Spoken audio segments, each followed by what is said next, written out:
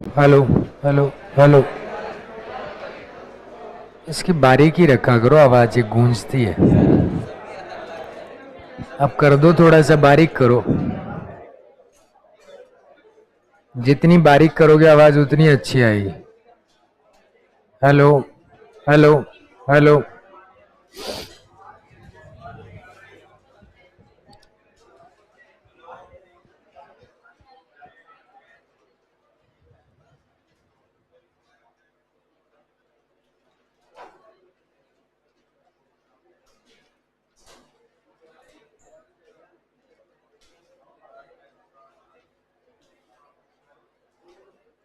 क्या लिखवाया भाई?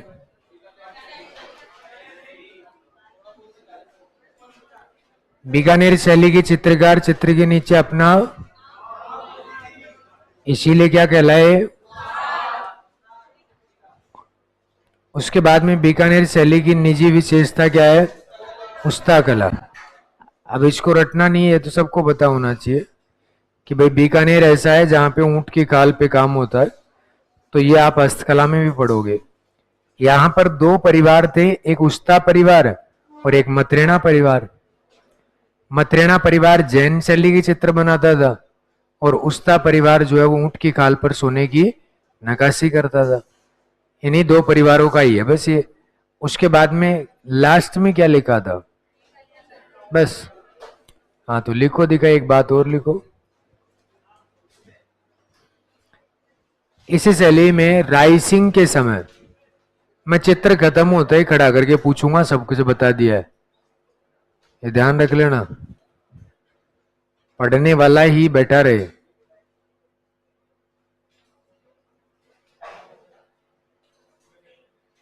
रायसिंह बीकानेर का राजा होता है ना, है राजपूताने का कर्ण जिसको कहते हो, यही है। और रायसिंह जो होता है, इनके समय में चित्र बना था एक भागवत पुराण का, जो बीकानेर का सबसे प्राचीन चित्र कहलाता है। लिख दो, रायसिंह के समय भागवत पुराण का चित्र बना। इसे ऐसे ही लिख दो, बस सीधा क्या लाइन लिखोगे। रायसिंह और चित्र कौन सा है? भागवत पुराण। और ये सबसे प्राचीन चित्र है। अच्छा, भागवत का मतलब ये है कि भगवान श्री कृष्ण, कृष्ण की लीला होती है भाई। शुरुआत में जब चित्रकला शुरू हुई थी ना, तो अधिकांश तक कृष्ण लीला पे आधारित चित्र बने। और फिर राजा थोड़े समझदार हो गए। फिर राजाओं ने कहा हमारे भी चित्र बनाओ। क्या तुम इन देवी देवताओं के बनाते रहते हो? क्योंकि मध्यकाल में राजा खुद को देवता समझते थे, इसलिए तो मध्यकाल में देवी देवताओं से संबंधित चित्र भी राजा ने खुद ने बनवाए, खुद के दो। इसलिए आप याद रख सकते हो कि राय सिंह भागवत पुराण बनता है। अच्छा, राय सिंह के चित्रकार जो थे, इनके टाइम में चित्रकार हुआ करते थे, क्योंकि आजकल पता नहीं ये नया ट्रेंड चला है, राजा के टाइम के चित्रकार पूछने लग गया। इसलिए थोड़ा सा टफ चीज है वैसे देखा जाए तो ये, कि यार कौन से राजा का कौन होगा। तो आपको बताया कि ये मुगल दरबार में जाता है, तो इसके मुस्लिम कलाकार लेके आया था ये तो सबको बताया ना। राय सिंह चला जाता है नागौर दरबार के बाद में। हर एक चीज को किसी न किसी से कनेक्ट करना पड़ेगा, तब पता चलेगा। इतिहास का बड़ा मुख्य पात्र होता है ये। तो अली रजा और रुकनुद्दीन, ये दो कलाकारों को लेके आता है ये। कहां से लाया था? मुगल दरबार से। ये थोड़ा याद रखिएगा। बाकी और कलाकारों के बारे में बात अपन करेंगे जब चित्रकार पढ़ेंगे तब। इन दोनों को लिख दो यहां पे एक बार। राय सिंह के समय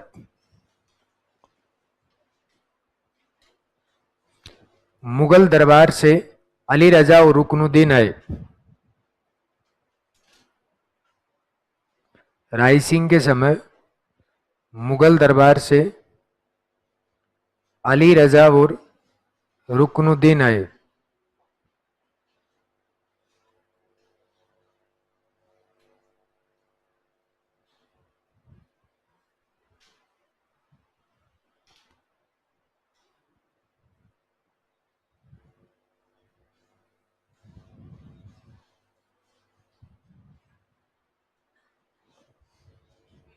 लिख लिया?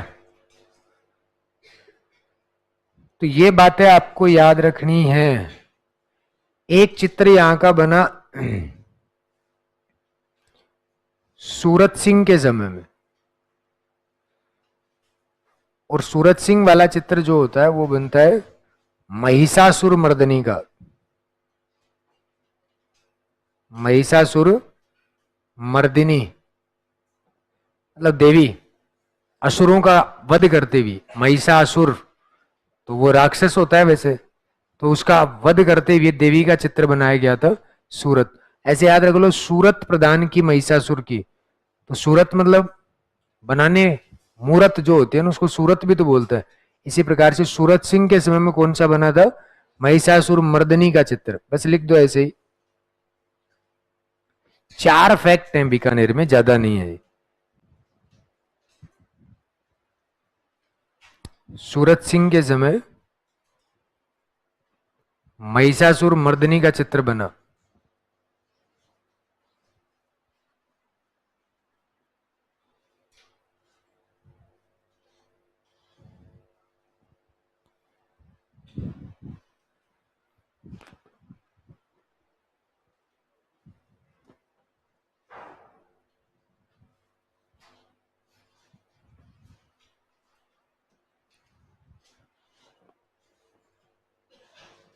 भागवत पुराण में कृष्ण के चित्र हैं, और भागवत में लोगों को दी जाती है राय। बताओ देते हैं कि नहीं? भाई भगवान, ये क्या नाम है, प्रेमानंद जी है, इनको भागवत की तो नॉलेज है। वो ऐसा नहीं है कि उनको क्या नाम है और भी चीजों के बारे में नहीं पता होगा, पता होगा। क्योंकि आदमी जब धक्के खाता है ना तो चीजें सीख जाता है। सीधी बात ये भी होती है। अब आप एक ही चीज को परफेक्ट तरीके से करते हो तो क्या आप उसमें परिपूर्ण नहीं होगे? हो जाओगे। मन लगा के अगर कोई चीज की जाती है तो आराम से परफेक्ट हो सकता है। मैं आपको कहूं कि मेरा सब्जेक्ट हिस्ट्री था ही नहीं, मैं कॉमर्स का स्टूडेंट रहा हुआ हूं, और फिर भी मैं कल्चर हिस्ट्री पढ़ाता था तब जब मैं कॉमर्स का स्टूडेंट था। अब तो फिर भी मैंने हिस्ट्री से फिर दोबारा ऐसे कर लिया, क्योंकि भाई सब्जेक्ट है तो कोई बड़े बैच पढ़ाते थे जैसे फर्स्ट ग्रेड सेकंड ग्रेड, और ये आरएस के वहां पे, तो वो पूछ ले कि हिस्ट्री में कौन कौन सा क्या क्या पढ़ा आपने। ऐसा कोई भी ऐसे ज्ञानी खूब आते हैं, नहीं तो मतलब तो क्या ही होता है। भाई फिजिक्स वाला जो डायरेक्टर है उसने क्या कर रखा है किसको पता है? आज तक उसने कौन सी पब्लिसिटी कर दी? और दुनिया में मसीहा है, रात को लाइव चलते हैं 3-3 लाख बच्चे।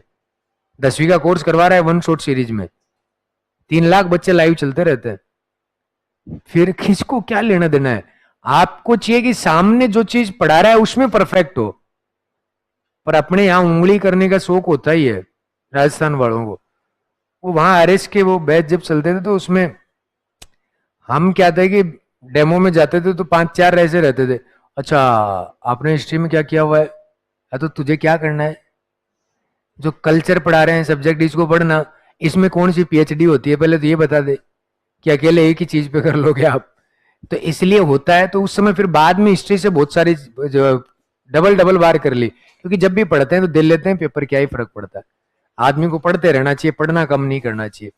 नहीं तो बिल्कुल विपरीत है, वहां किताबों में जो है वो तो यहाँ है ही नहीं, पर फिर भी ये होता है। इसलिए जरूरी नहीं है कि भागवत का मतलब होता है राय। अब आपने अगर भागवत पढ़ ली तो आपको भी उसकी नॉलेज के बारे में पता चल जाएगा। उसमें व्यक्ति के जीवन में कौन सी घटना कब होती है और उसके बाद में क्या होता है वो सब लिखा हुआ है। कभी ले आओ पढ़ लो। गीता और भागवत इन दोनों को एक बार पढ़ो, अपने आप नॉलेज हो जाएगी। दुनिया की सारी कमियां, अच्छाई बुराई सब पता चल जाएगा। और कई बच्चों ने हो सकता है पढ़ी भी हो, कोरोना में ढाले बेटे क्या कर रहे थे हैं? कोरोना में याद आ रहे थे देवता हैं कि यही बचा सकते हैं अब तो। बोला इंडिया में देवता है इसलिए कम लोग मरे हैं, है ना, इसीलिए कम मरे। तो बात तो कुछ तो हो ही रही होगी यार। नहीं बाकी देशों में ज्यादा सलट गए, अभी तो पता नहीं क्या क्या होगा, ये तो ट्रेलर है ना। इसलिए मस्त रह के जिया करो। पता नहीं ये डिग्रियां यहीं रखी रह जाएंगी, कोई पूछेगा भी नहीं इन सबको। आदमी को दुखी होके कभी नहीं जीना चाहिए। मैं तो ये मानता हूं हाँ, एक बात है कि भैया अपना संघर्ष है, जीवन में करना पड़ेगा। पढ़ाई वढ़ाई एक पार्ट है, आपको नौकरी लगना भी पड़ेगा, लग जाओगे तो भाई अच्छा है। पर ये नहीं है कि नहीं पास हुआ तो मैं सुसाइड कर लूंगा, मैं ये कर लूंगा। नहीं, 84 लाख योनियों में जाने के बाद में फिर मनुष्य की देह मिलती है, और उसको हम तैयारी में गवा रहे हैं। क्या बात करते हो यार। तो जाके मस्तियां मस्तियां करो। तो कौन सा आता है यहाँ पे? ये बीकानेर शैली की 3-4 बातें हैं जो रटी रटाई होनी चाहिए याद, इतिहास से जुड़ी हुई है, कोई ऐसी विशेष बात थी नहीं तो जो आपको याद नहीं रहेगी। तो चित्रकार चित्र के नीचे क्या लिख देते थे ताकि कोई उस पर फोटोकॉपी नहीं कर सके, करे तो फिर उसको हर्जाना देना पड़े। समझ में आई बात? दूसरी बात आती है कि राय सिंह सबको बताया कि मुगलों के साथ में संधि करता है, और मुगलों के साथ में संधि की उस समय में भी इन्होंने किसके चित्र बनवाए? राय। भागवत में क्या होती है? राय। तो भागवत पुराण किसके समय? राय सिंह के समय। और ये सबसे प्राचीन चित्र है। यहां पर चित्रकार कितने होंगे? 2। एक तो है अली रजा, और एक रुकनुद्दीन। यह उस्ता परिवार और मथुरेना परिवार। मथुरेना परिवार जैन शैली से संबंधित है। अच्छा, एक नोट डाल के लिखना, अभी कोई सवाल आया?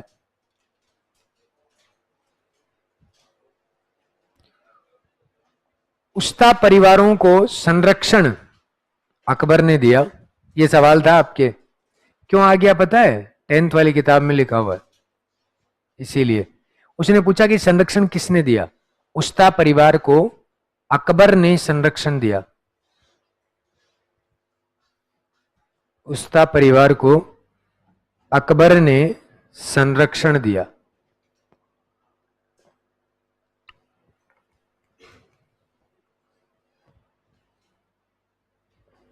लिख लिया ना? ये बीकानेर शैली खत्म। अगला लिखो किशनगढ़। सबसे इंपॉर्टेंट यही है भाई।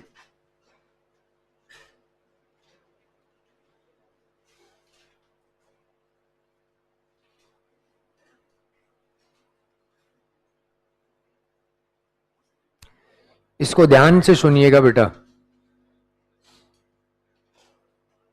किशनगढ़ जो है इसको बसाया किशन सिंह ने।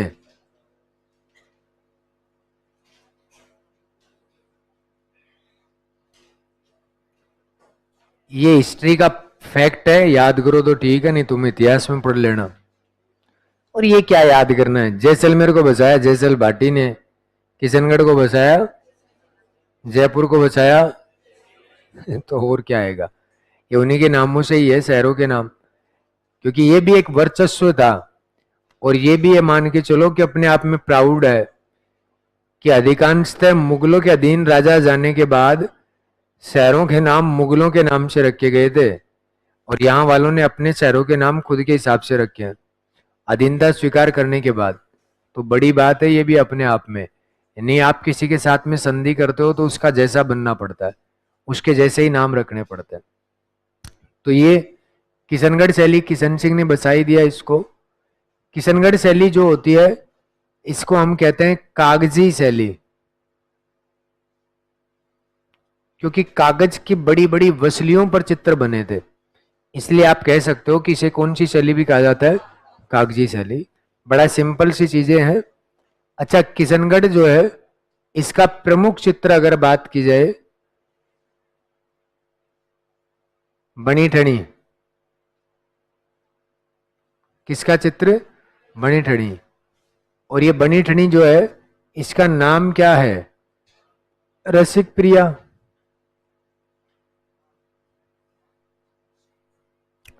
विष्णु प्रिया,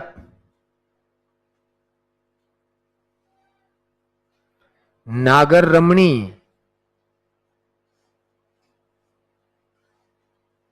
लवलीना, ये सब इसके नाम मिलते हैं। इसका मतलब ये है कि ये कोई महिला का नाम नहीं है। बनी ठनी, बनी ठनी का मतलब ये कि चित्रकार ने जो चित्र बनाया उसको इतना खूबसूरत बना दिया, तो वो गांव में कहते हैं ना, जब कोई महिला अच्छे कपड़े पहन के जाती है, बन ठन के जा रही है, इसी प्रकार से इसका नाम हो गया बनी ठनी।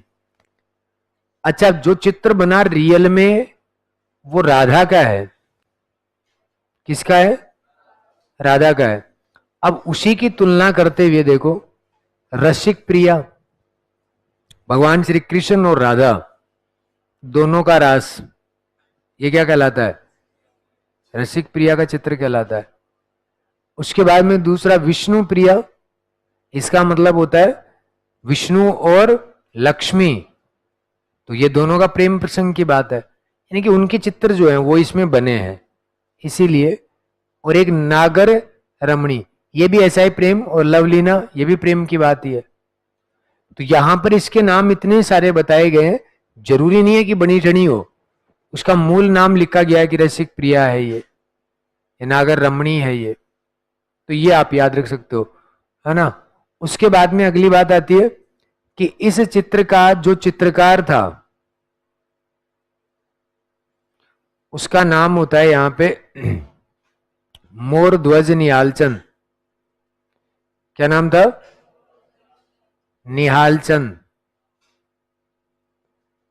ये नाम आ जाए, निहालचंद पूरा नाम आता है, तो बनी ठनी है तो वैसे ही निहाल हो गया, इसलिए याद रख सकते हो। अच्छा, इस चित्रकार का जो चित्र का आकार जो है फिक्स था, 48.8 से 36.6 ये इसका आकार होता है। और ये चित्र जो होता है इसमें जो बनी ठनी है उसने नाक में कौन सा आभूषण, बै से बनी ठनी, बै से बेसरी, बेसरी नाक का आभूषण होता है। नोचपिन महिला पहनती है, नोचपिन, बस फर्क ये होता है कि ये जो होती है नोचपिन, इसमें हीरा लगा हुआ होता था। इसकी स्टोरी बताऊंगा मैं, तब समझ में आएगा। ये हीरा लगा हुआ होता था, और गले में, ये गले में पहनती है खुगाली आभूषण। अब आपसे पूछ ले कि कौन सा आभूषण, खुगाली कहां का है, तो ये गले का आभूषण होता है। इसके हाथ में, इसके हाथ में है अर्ध पुलकित, अर्ध पुलकित कमल,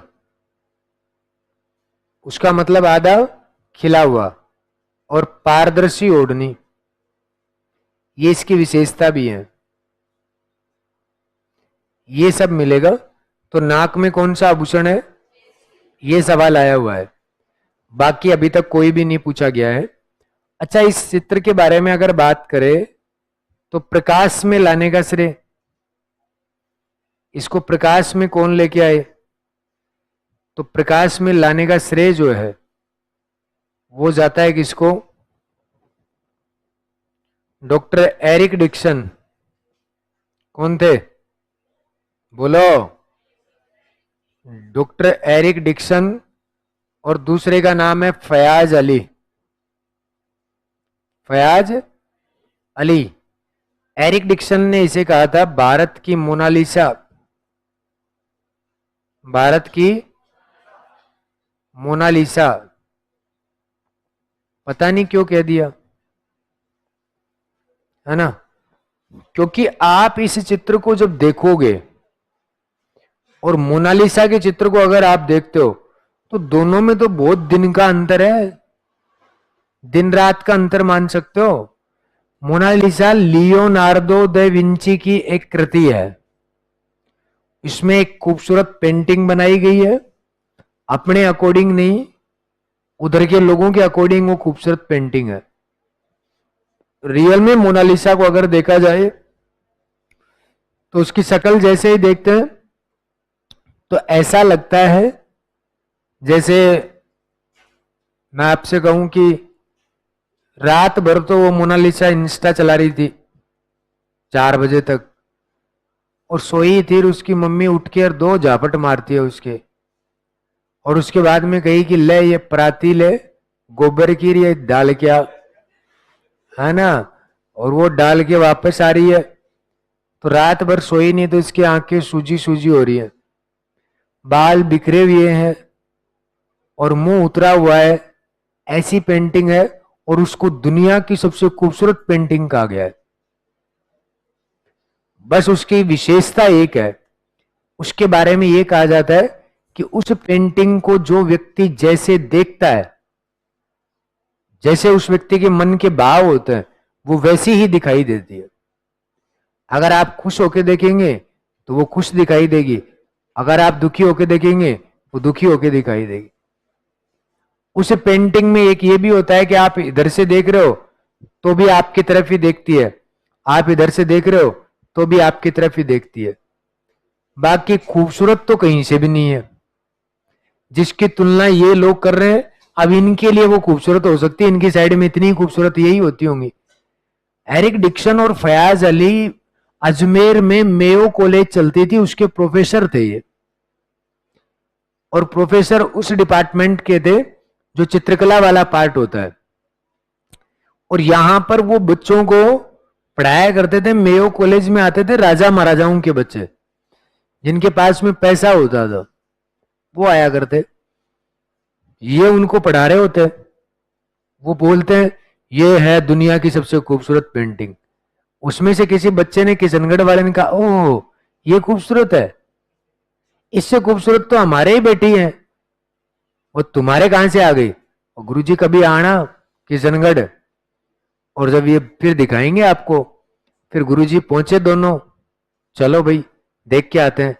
और देख के कहा ये तो भारत की मोनालिसा है, पर अपने वाली पेंटिंग जो है वो उनके लिए मोनालिसा से कहीं 1000 गुना अधिक खूबसूरत है। इस वाली पेंटिंग में आजकल महिलाएं ऐसे सोचती हैं कि भाई हमने ही फैशन लेके आए हैं। आप 1700 की बात कर रहा हूं मैं, 17वीं शताब्दी 18वीं शताब्दी की बात कर रहा हूं। उसमें उस महिला की लंबी उंगलियां हैं, लंबी ठोड़ी है, लंबी नाक है। गांव में कहते हैं कि जिसकी लंबी ज्यादा नाक होती है वही अच्छी मानी जाती है। और खासकर सुंदरता का मतलब मोटी आंखें। जैसे शेखावाटी में तो चलता है भाई उधर की जानते हम तो। लड़की देखने के लिए गया डोकरा, और उससे पूछा गया कि भाई लड़की कैसी है, तो कहता है खूबसूरत है। बोला पहचान क्या है? बोला पाडे जैसी आंखें हैं, है ना, मोटी मोटी। हाँ, और ये एक्चुअल में बात है कि जिसकी मोटी आंखें होती हैं उसको खूबसूरत माना जाता है। शेखावाटी में तो यही है, बाकी का पता नहीं मुझे, और प्रदेश में क्या होता होगा। कहते हैं कि वो सबसे खूबसूरत महिला होती है। इसकी आंखें भी बड़ी मोटी हैं और फैली हुई आंखें, खंजर जैसी आंखें। आजकल महिलाओं की खंजर जैसी आंखें तो है नहीं, वो क्या लगाती हैं, आईलाइनर लगा के खंजर जैसी कर देती हैं, यहां तक लपेट लेती हैं, है ना, तो उससे फिर वो लगती है कि खंजर जैसी आंखें हो गई। और ये कहती हैं कि हमने बाल काटना दुनिया को सिखाया है। आप मोनालिसा की इसकी पेंटिंग देखो बनी ठनी की, आगे से थोड़े बाल कटे हुए हैं, फिर थोड़े बड़े कटे हुए हैं, फिर थोड़े बड़े, फिर थोड़े बड़े, फिर थोड़े बड़े। आपके द्वारा कभी फैशन नहीं दी जाती। फैशन एक युग के बाद में परिवर्तन होती है, चलती रहती है। जैसे पुरानी थोड़ी आज से 10 साल पहले की फिल्में देखो, उसमें सकड़ी मोरी की जींस पहनते थे, जीरो बिल्कुल। और अब कमर 28 होती है और मोरी 32 है, घाघरा पहन के आते हैं, है ना। तो उस टाइप की चल गई थी। युग होता है, एक बार फिर आएगा। हमेशा युग चेंज होता रहता है, बदलता रहता है, परिवर्तन आता रहता है। हमारी देन कुछ भी नहीं है। हमारे पास जयपुर के आसपास और शेखावाटी के आसपास इसमें जो कल्चर आती है ना, ये पंजाब की होती है। लड़के दाढ़ी बढ़ाना, कट लगवाना, ये सब पंजाब की कल्चर है। मूछें रखना बड़ी पंजाब की होती है। नहीं तो बीच में कौन रखता था? फिल्मों को देख के बिल्कुल क्लीन शेविंग महिलाओं का जैसा चेहरा होता था। अब अगर कोई बिना दाढ़ी का आदमी होता है तो वो तो फिर स्त्री लगता है कि यार ये भी आदमी है क्या, अजीब लगता है, मतलब उसका। और अपने कौन है, है? अब कईयों के बेचारों की आई नहीं, वो बात अलग है, आई नहीं वो बात अलग है ना। नहीं तो अपनी संस्कृति में ये तो है, चलो दाढ़ी तो नहीं रखते होंगे, ये तो पहचान नहीं थी, ये तो कुछ कुछ राजा रखा करते थे, पर मूछ तो सबके होती थी। अपने गांव में आज भी कोई व्यक्ति अगर मूछ काट लेता है तो उसको सीधा बोलते हैं कि भाई तेरा बाप मर गया क्या, क्योंकि बाप के मरने के बाद में मूछें काटी जाती हैं, उससे पहले आप मूछ नहीं काट सकते। इसीलिए रखा करो, क्या ही फर्क पड़ता है। जो चीज अभी भगवान ने दी है तो रखो, नहीं तो फिर बाद में तो कोई मतलब है ही नहीं। और बड़ी समस्या ये है कईयों की ज्यादा गहरी रही है, इधर उधर आ जाते बेचारे परेशान हो जाते। ऐसा कुछ नहीं है, जब आप धीरे धीरे रखोगे तो ये आपको पता ही नहीं चलेगा कि कब कैसे हो जाती है। अब इनको ऐसा भी नहीं है, कई बार ये कहते हैं कि इसको संभालना बड़ा मुश्किल है। जिसने रख रखी है उसको पता होगा क्या संभालना पड़ता है। भाई तुम इनमें कौन सी स्पेशल चीज लगाते हो? कुछ भी नहीं। हम तो पैसा भी है, आजकल के बच्चों की तरह से चोचले नहीं आते।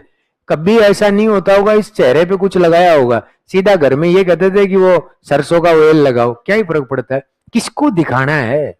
सबसे बड़ी बात तो ये है कि आपकी प्रशंसा कर देगा कोई, उससे क्या हो जाएगा। दुनिया में कोई फोटो डालता है उस पर दुनिया भर के ये लोग ये कहते हैं ना तू बड़ा खूबसूरत लग रहा है, उसको सबसे बुरे लगते हो आप। बस वही कमेंट होता है तुम फूल के, ओहो बस मैं ही हूं इस दुनिया। अरे कुछ नहीं हो, कितनी बड़ी दुनिया पड़ी है, उसमें हम नाम मात्र के व्यक्ति हैं। और हम किसी को ये कहें कि हम ही सब कुछ है तो कुछ भी नहीं है। तो यहां पे याद रखिएगा। अब बेसरी आभूषण जो होता है गोल होता है बिल्कुल। एक बार ये बातें मेरे को बता दो फिर आपको समझ में आ जाएगा। इनके बारे में ये लिखा हुआ है गले में ये, और अर्ध पुलकित कमल आधा खिला हुआ है। कमल जो है वो मुरझाया हुआ है, आधा खिला हुआ है। उसका मुख्य कारण ये था कि चित्रकार ने आधा खिला हुआ कमल इसलिए बना दिया कि ये जो बनी ठनी थी इसका प्रेम पूरा नहीं हुआ। जब प्रेम ही पूरा नहीं हुआ तो कमल कहां से खिलेगा, इसलिए आधा खिला हुआ। पारदर्शी ओढ़नी, आजकल महिला ज्यादातर पारदर्शी ओढ़ती हैं, पर ये तो 18वीं सदी में भी चलती थी, जिसमें मुंह दिखता है आर पार सब, तो वो तो 18वीं सदी में भी था। इसीलिए और वो बातें होती हैं अपनी बनी ठनी के बारे में। और इनके बारे में एक छोटी सी बात यह है कि सामंत सिंह का काल स्वर्ण काल कहलाता है। किशन सिंह सामंत सिंह इनके यहाँ के राजा कहलाए, बढ़िया। और सामंत सिंह जब राजा बना था तो राजा बनते ही सगाई हो गई, सगाई हो गई पर विवाह नहीं किया था। और उसी समय इनकी विमाता जो होती है ना, विमाता का मतलब समझ गए, पिता की दूसरी पत्नी, विमाता जो है उसने कहा भाई मैं दिल्ली जाके आऊंगी। सावंत सिंह ने कहा बिल्कुल जाओ, संधि कर रखी है तो कोई रोकेगा भी नहीं। तो दिल्ली चले गए। वहां जब गए तो इनकी बड़ी अच्छी खातिरदारी की गई। राजा की माँ आई है, खातिरदारी की गई। तो उसकी खातिरदारी करने के लिए इस लड़की को लगा रखा था, एक विष्णु प्रिया जिसका नाम था, और उसको उनकी खातिरदारी के लिए लगाया। तो 5-7 दिन रुके तो उसको अच्छी लगी कि यार ये अच्छी दासी है। तो वो भी माता उस लड़की को साथ ले आती है। अब साथ लेके यहां पहुंची, पहुंचने के बाद में राजा जो होता है वो माँ का स्वागत करने के लिए किले में आया, दरवाजे पे पहुंचा, क्योंकि माँ जब कहीं घूम के आती है तो उसका स्वागत करने के लिए आते ही थे, जाती है तो भी, रहते हैं तो भी। जैसे वो आया और उसने माँ का स्वागत किया तो पीछे जब उसने इसको विष्णु प्रिया को देखा, बनी ठनी को देखा, तो देखता ही रह गया, क्योंकि वो उसको खूबसूरत लगती है। खूबसूरती का एक कारण तो ये भी था कि राजस्थान की महिला सब खूबसूरत थी। ऐसा कुछ भी नहीं था कि अपने यहां प्रदेश में खूबसूरती नहीं थी। पर अपने यहां तो बेचारी सारे दिन काम के लगी रहती, फैशन पे ध्यान नहीं देती। ऐसा होता लावणी के टाइम में 10-10 दिन तक नींद आई है तो वो खूबसूरती छुपी हुई होती थी बस, बाकी तो कुछ नहीं था। और ये आई तो साहब ये एडवांस है, दिल्ली के आसपास की है, इसने सब कुछ सीख रखा है। नाक में आभूषण भी बेसरी पहन के आई है, नोज पिन पहन के आई है, अलग टाइप के वस्त्र पहन के आई है, इसलिए वो सुंदर लग गई उसको। वो अपनी भी माता के पास जाता है, कहता है कि मेरा विवाह इसके साथ करवाओ। उसने कहा नहीं हो सकता। क्यों? दासी है, तू राजा है, लखन के काम करना, क्या तू दासियों से विवाह करेगा? उसने कहा कि नहीं मैं इसी से ही करूंगा। उसकी माता ने कहा नहीं होगा, चाहे कुछ भी कर ले। उसने कहा मैं बाबा जी बन जाऊंगा। उसने कहा बन जा। इसलिए ये विवाह नहीं किया तो साधु बन गया। बाबा जी बन जाऊंगा मतलब साधु रियल में बन गया। इसने वल्लभ संप्रदाय को अपना लिया, क्योंकि कृष्ण को राधा नहीं मिली, इसको रसिक प्रिया नहीं मिली, दोनों की बात एक ही है, इसलिए ऊर्जा काम करती है। जैसा आदमी होता है उसका जैसा हो जाता है। तो ये वल्लभ संप्रदाय को अपना लेता है और भगवान श्री कृष्ण की भक्ति करता है। कई पेपरों में आया है किशनगढ़ का कौन सा शासक था जिसने वल्लभ संप्रदाय को अपनाया। यही था। और वल्लभ संप्रदाय को अपना के राजपाट त्याग तूग के यार चला गया बनारस, इतनी बड़ी रियासत भी नहीं है, किशनगढ़ छोटी सी है, और चला गया बनारस और भक्ति कर रहा है आराम से वहां पे, और भगवान श्री कृष्ण के भजन गा रहा है। पर जितने भजन गा ले, जब तक भजन गाए तब तक तो ठीक है, और जैसे भजन बंद हुए, आंख बंद करे तो इसको तो रसिक प्रिया ही दिखे, भगवान की भक्ति में मन नहीं लग रहा, गोपियों में ध्यान था। और उसके बाद में जब वापस आए वहां से छोड़ के, तो सबसे पहले ये भी वहीं गया जहां उसकी मां गई थी, दिल्ली, कि चलो कोई और मिल जाएगी, उसकी जैसी मिल जाएगी, अपन माँ को सरप्राइज ही दे देंगे, बाबा जी बन के ये लाए, है ना। ऐसे बताएंगे उनको। तो ये दिल्ली में ढूंढते हैं, पर वो कहते हैं ना कि भाई जब किसी से आपको प्रेम है तो आपको उसके अलावा कोई और पसंद आ ही नहीं सकता। इसी प्रकार से इनको रसिक प्रिया के अलावा कोई पसंद नहीं आई, जितनी भी दिल्ली में देखी। एक आदमी मिला इनको जिसका नाम है मोर ध्वज निहाल चंद, ये उस टाइम पे वहां का चित्रकार भी और मंत्री भी हुआ करता था। वो कहता है यार तुम शकल से तो बाबा जी नहीं लगते, तुम हो कौन? उसने कहा मैं किशनगढ़ का राजा हूं, और हम तो साहब प्रेम में फकीर हो गए, हम नहीं तो वैसे तो राजा ही है, और अब वापस जा रहे हैं किशनगढ़ को संभालेंगे, क्योंकि प्रेम तो मिल ही नहीं सकता अब, ये हमने मान लिया, तो जाके अपनी राजगद्दी तो संभाले, कब तक बाबा जी बन के घूमेंगे? उसने कहा बिल्कुल, पर मैं चित्रकार हूं, मोरध्वज कहता है, और जब मेरी जरूरत हो तो आप मुझे बुलाना। उसने कहा ठीक है साहब। आ गए यहाँ पे, आने के बाद वी माता से फिर जाके कहा कि एक लास्ट बात यह है कि आप मेरा इसके साथ विवाह करवा दो, अब तो मैं साधु भी बन गया। उसने कहा नहीं होगा, चाहे दोबारा से बन जा, पर विवाह नहीं होगा। फिर उसने सोच लिया कि अब मां नहीं करवाएगी, चाहती तो रसिक प्रिया भी थी, क्यों नहीं चाहेगी, राजा है, आरएस लगा हुआ है उस टाइम का, तो ये मान के चलो तो अपने आप ही विवाह करना चाहेगी। तो उस समय में ये चाहती तो ये भी थी, पर फिर भी नहीं हुआ। तो इसने सोचा यार उस चित्रकार को बुलाते हैं, और इसने अपने एक मंत्री को भेज के मोर ध्वज को बुलवा लिया दिल्ली से, यहां पे आ गए। आने के बाद में उस मोर ध्वज से कहा ये लड़की है, इसके साथ अपना विवाह नहीं हो सकता, और इसकी आपको चित्र बनाना है। उसने कहा ठीक है साहब। उसने चित्र बनाया, एक तो कृष्ण का बड़ा खूबसूरत सा, और एक राधा का। बोला ये राधा जो है ये रसिक प्रिया है, और एक कृष्ण जो है ये आप हो। राजा खुश हुआ कि अच्छा मेरे को इन दोनों की बराबर संज्ञा और इतना प्रेम। बोला हाँ, तो आपके चित्र बना दिए, और वो दोनों जैसे ही बनाए, तो वो चित्र बने, उसी चित्र को हमने बनी ठनी कह दिया, बना मूलतः राधा का है। इसीलिए अभी किसी पेपर में था इनमें से बनी ठनी शैली से संबंधित कौन सा चित्र नहीं है, तो कृष्ण के चित्र राधा के चित्र तो है, अभी मैं लिखवा भी दूंगा अन्य चित्रों में। तो ऐसे ये हुआ, और उसके बाद में ये चित्र बन के तैयार हुआ, मोर ध्वज के द्वारा बनाया गया, क्योंकि राजा का विवाह नहीं हुआ था। अब क्या होता है? हाँ जी, कौन है?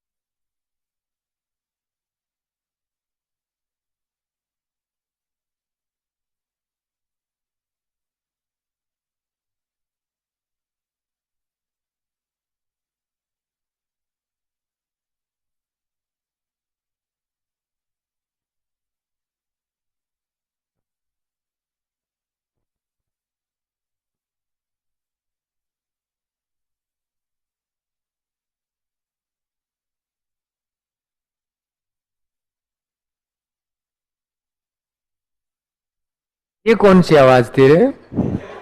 लोमड़ी बन गया क्या? इन सर से आपकी कभी मुलाकात हुई क्या?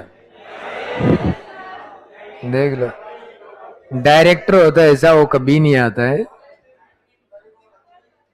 वो कभी बस एक कंप्यूटर अनुदेशक में ही जाते हैं, उसके अलावा किसी में जाते ही नहीं है। ये आराम से अपने शांति से मस्त रहते हैं, इनको दुनियादारी से कोई लेना देना नहीं होता है ना। और ये आपके लिए विशेष सूचना बनी ठनी से पहले है ना। और वो सूचना ये है, देखो अभी चीजों की शुरुआत हुई है, ये मान के चलो अभी बहुत कुछ होने वाला है। क्योंकि आप जब किसी ऐसी चीज, ऐसी संस्था से आते हो जो बहुत ज्यादा नवाचार करती है, और आप यहाँ आए तो फिर कोई मतलब नहीं अगर आपने उसको लागू नहीं किया तो इसलिए बहुत जरूरी है। अभी बहुत कुछ देखने को मिलेगा। तो आपको अभी आपके एप्लीकेशन में पूरा का पूरा नवाचार हो चुका है, पहले वाला मॉडिफाई कर दिया है इन्होंने।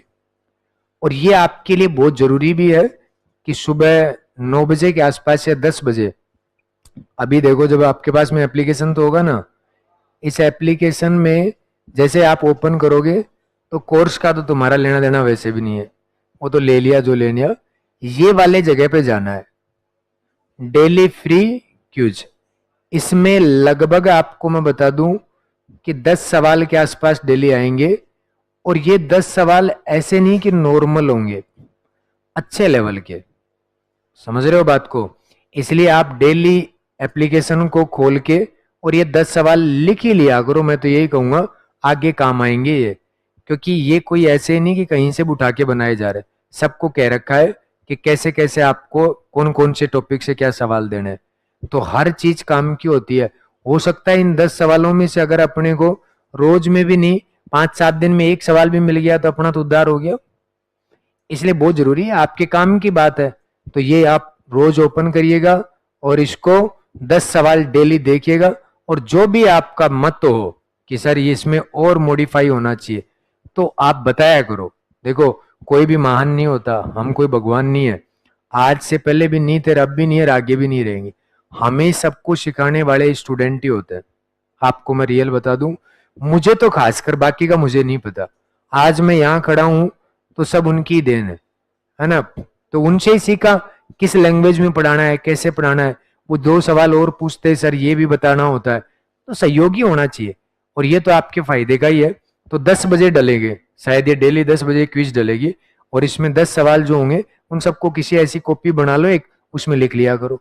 और अपना खुद का उत्तर भी तो देना होता है, फिर बाद में उत्तर चेक कर लेना, तुम्हारा क्या ही जाता है। तो ये बात ध्यान रखो, इसी को बताने के लिए लगाया गया ये, ठीक है। समझदार हो आप तो, वैसे भी ज्ञान तो तुम्हारे अंदर वैसे भी कूट कूट के भरा हुआ है। अब आगे हम बात कर ले बनी ठनी की। तो बनी ठनी में अपन बात कर ही रहे थे, तो ये बातें आपको याद रखनी है। और चित्र जो है बनी ठनी में कौन से बने, मैं आपको बता दूं। यहां से अन्य चित्रों में अपने को याद रखना है। अन्य चित्र जो होते हैं उनकी अगर बात की जाए तो एक आता है चांदनी रात में संगोष्ठी। चांदनी रात संगोष्ठी है ना। और ये चित्र जो होता है ये किसने बनाया, ये भी पेपर में आता है। अमरचंद ने। किसने? इसको रटो मत भाई, जब भी चांदनी रात की बात आए तो चांदनी रात तो अमर ही रहेगी। चांदनी रात क्या रहेगी? ये लो अमरचंद। जो सवाल आता है ना उस पे तो मैं अपने आप से बता दूंगा आपको कि ये तो उत्तर इसका ही होगा। कोई नया होता है तब उस पे टाइम लगता है हर चीज के लिए, वो सवाल करने का भी नहीं होता। जो ज्यादा ही नया होगा तो वो नहीं करने का होता। तो चांदनी रात में संगोष्ठी का मतलब ये है कि जो चित्र बना हुआ है उसमें चांद निकल रहा है, और चांद निकल रहा है और एक महिला, कहते हैं कि वो बनी ठनी है।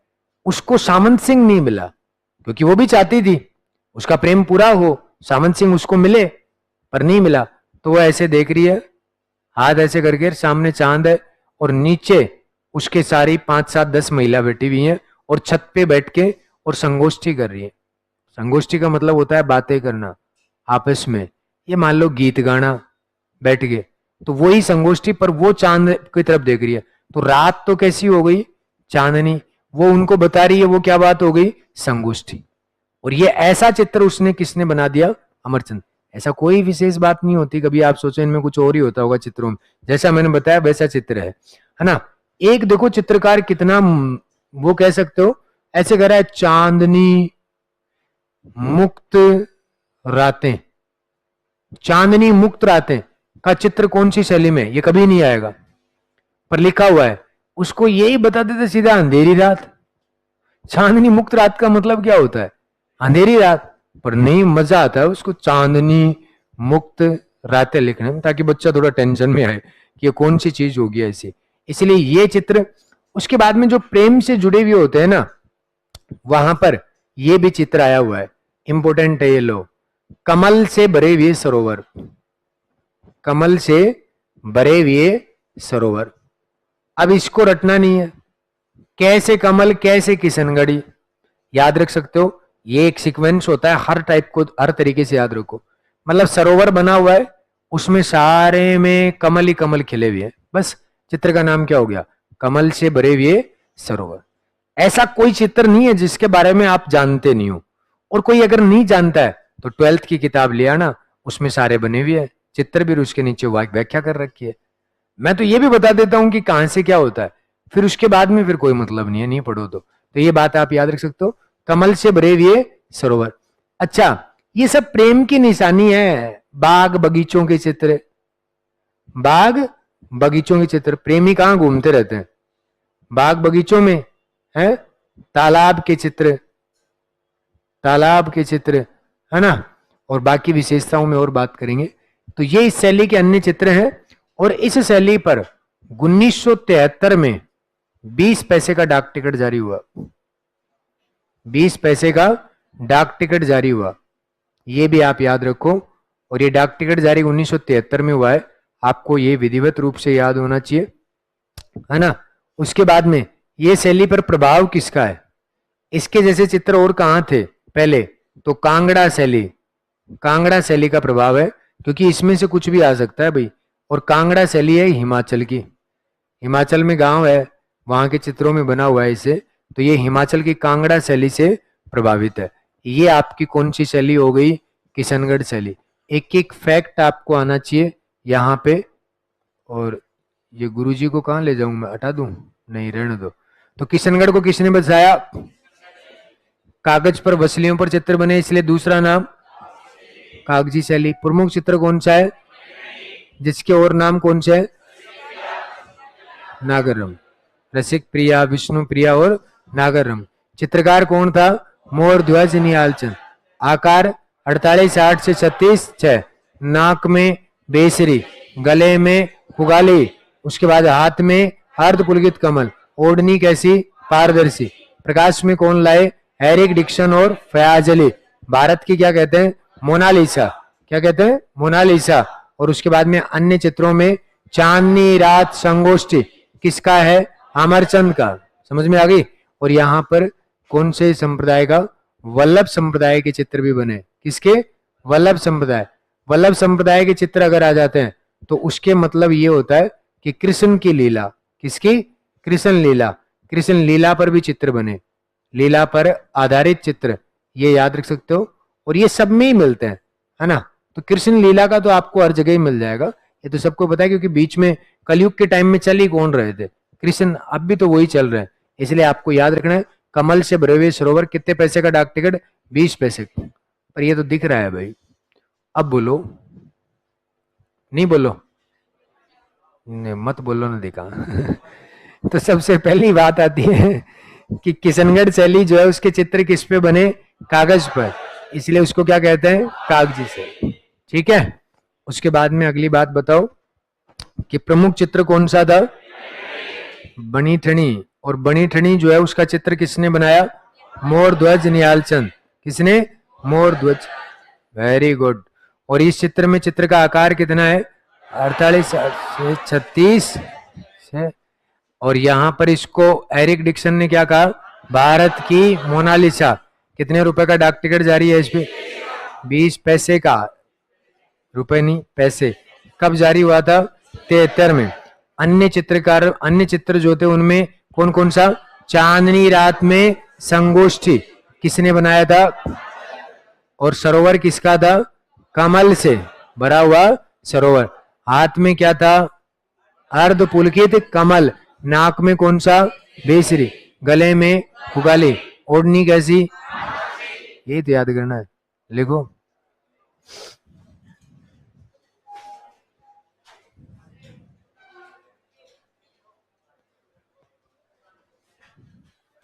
क्या कह रहे हो? हट जाऊं? ले भाई साहब, क्या कॉपी भर गई? अखबार में लिख ले तो। मेरा बेटा फालतू की बातें तुमसे कितनी ही करवा लो, कॉपी भर गई रे। लिखना है छोड़ दे, कॉपी भर दी तो है।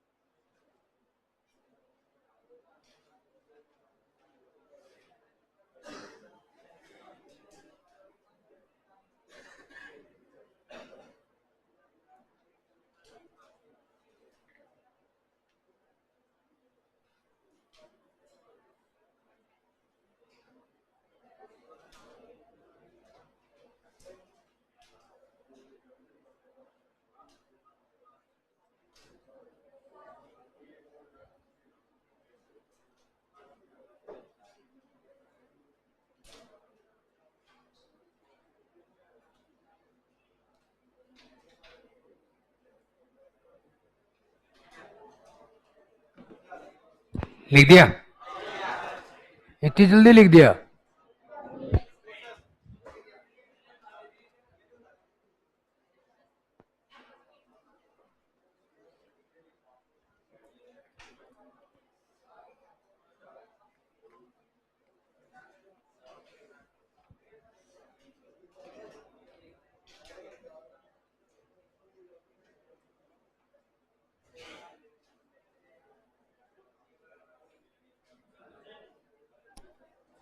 चेंज कर दे क्या?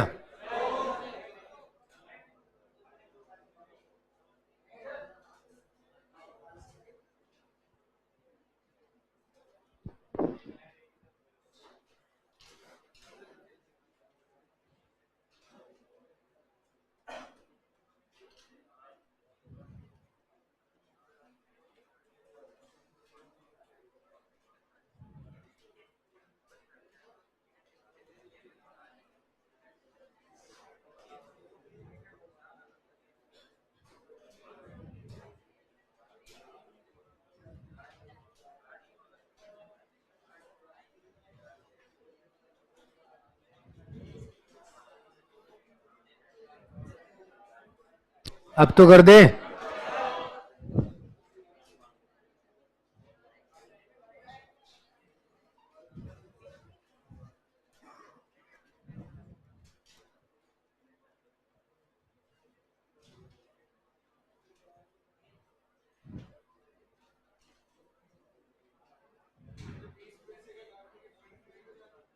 हैं?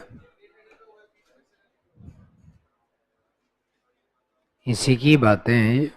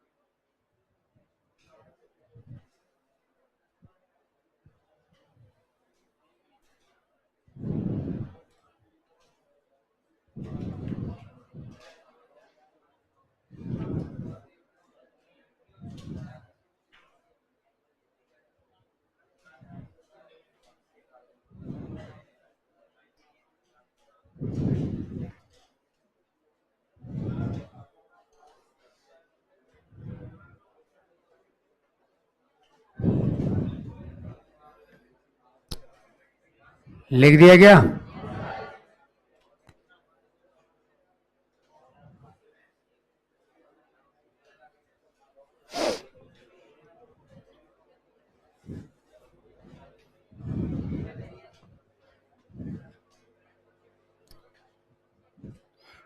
उसके बाद में देखो नागौर शैली।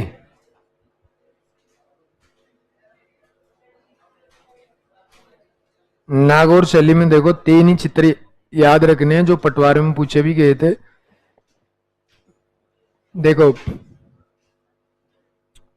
एक है वृद्धावस्था के चित्र,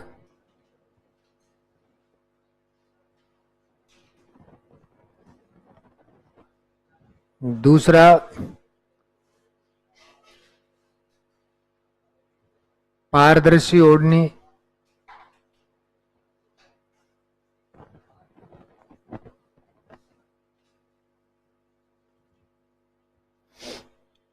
और एक आता है बुझे हुए रंगों का प्रयोग।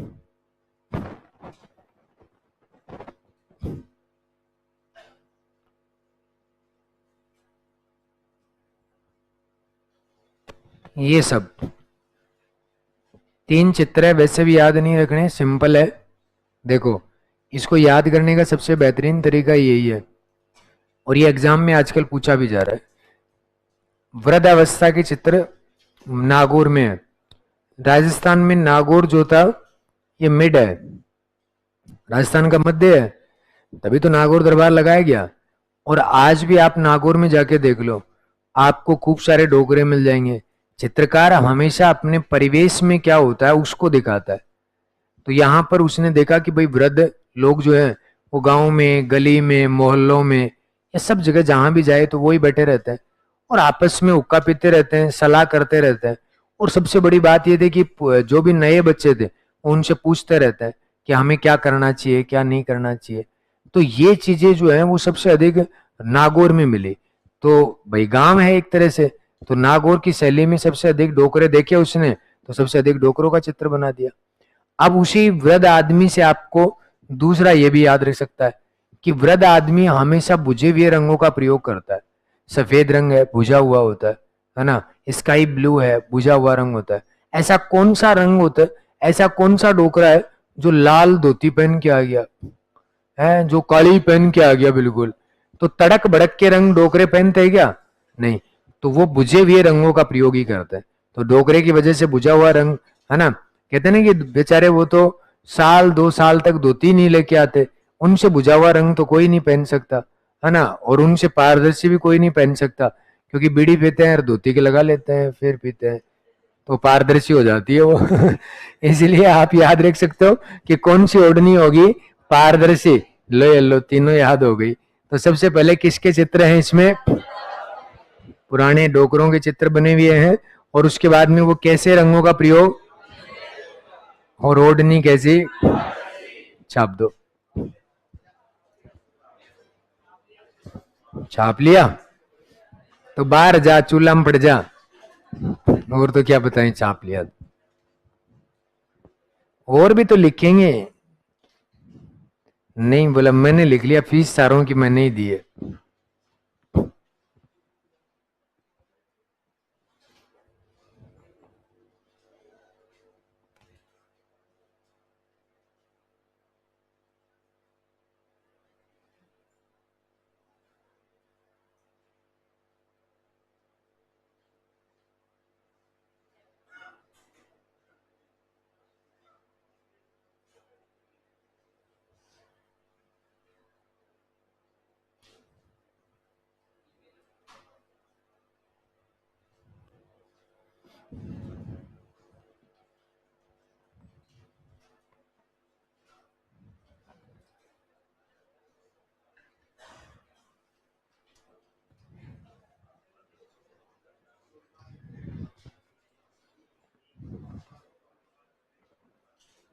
लिख दिया? तो भाई मारवाड़ी स्कूल पूरी कंप्लीट। जैसलमेर, जोधपुर, बीकानेर और नागौर, अजमेर के इनके चित्र थोड़े थोड़े होते हैं है ना, वो उनमें वैसे नहीं लिखना। अब अगली आती है मेवाड़ स्कूल। कौन सी? मेवाड़। तो मेवाड़ स्कूल में सबसे पहले देखो, छोटी सी पढ़ लो, देवगढ़ शैली। कौन सी? देखो सिंपल है, ये याद भी हो जाएगी। इस शैली की जो शुरुआत होती है ना, वो शुरुआत होती है 1680 में, ये पूछा जाता है। और शुरुआत की थी किसने? द्वारिका दास। दे से देवगढ़, दे से द्वारिका दास चुंडावत। ये सबसे सरल चीज है, ऐसे याद रख लेना। द्वारिका दास चुंडावत जो थे उन्होंने इसकी शुरुआत की थी। क्यों? क्योंकि 1680 के आसपास ही राज सिंह जी की मृत्यु हो गई थी। राज सिंह जी मर गए तो देवगढ़ राजसमंद के नीचे ही तो आता है। जब राजा चला गया तो सामंती शुरू हो गई है। तो राज सिंह जी की मृत्यु के बाद में ये शुरू हुई थी। उसके बाद में इसमें सवाल आता है कि इसको प्रकाश में लाने का श्रेय, इसको प्रकाश में लाने का श्रेय, प्रकाश में लाने का श्रेय है डॉक्टर श्रीधर। क्या नाम था? श्रीधर अंधारे साहब जो थे, डॉक्टर श्रीधर अंधारे जो थे, वो इसको क्या लेके आए थे? प्रकाश में। तो ये याद रख लेना, डॉक्टर श्रीधर अंधारे लेके आए थे इसको प्रकाश में। इसका मतलब ये है कि कि पहले देवगढ़ को मेवाड़ शैली का पार्ट मानते थे, कि मेवाड़ के चित्र मतलब देवगढ़ के चित्र। इसने कहा नहीं, मेवाड़ अलग है, देवगढ़ अलग है, और दोनों के चित्रों में एक समानता भी नहीं है, दोनों के चित्र अलग अलग बने हुए हैं।